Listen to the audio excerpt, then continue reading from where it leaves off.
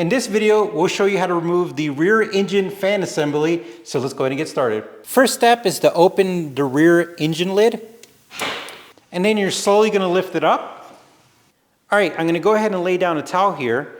And with this duct, there's a metal ring that runs around it. You could actually see it right here. And right here is where it connects. You can see this kind of like dimple. And what we're gonna do is we're gonna gently pull it out. We're gonna navigate it like this. We're gonna take it out and lay it just the way we took it out. Now, at this point in time, you're gonna go ahead and you're gonna place your finger underneath here and you're gonna pull up and then go to the other side. You're gonna pull up. We're gonna pull up on this side as well. And then we're gonna pull up over here as well. And then you're gonna pull up towards yourself. At this point in time, you're gonna gently navigate around the plastic duct. At this point in time, you're gonna see this harness right here, and you're gonna go ahead and you could disconnect it like that. And then as well, push this tab out and then just gently push out.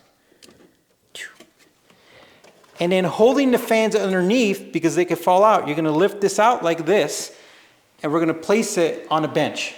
And here are the fans, and they're actually just held on by these little plastic parts.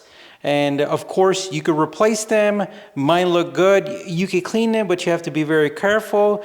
But this is how you access the fans and how you remove the engine compartment fan assembly. And if you're not aware of what's back here, as you can see, we have some of the hoses, and then we have our oil filter cartridge right there.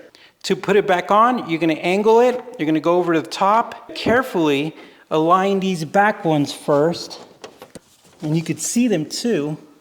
You're gonna have to push it down and it's gonna clip in there, and then this is gonna lay flat like this. And that's it. Please press the like button, hit the subscribe button for future 911 991 videos. We appreciate you watching. You take care, stay safe, and we'll talk to you soon.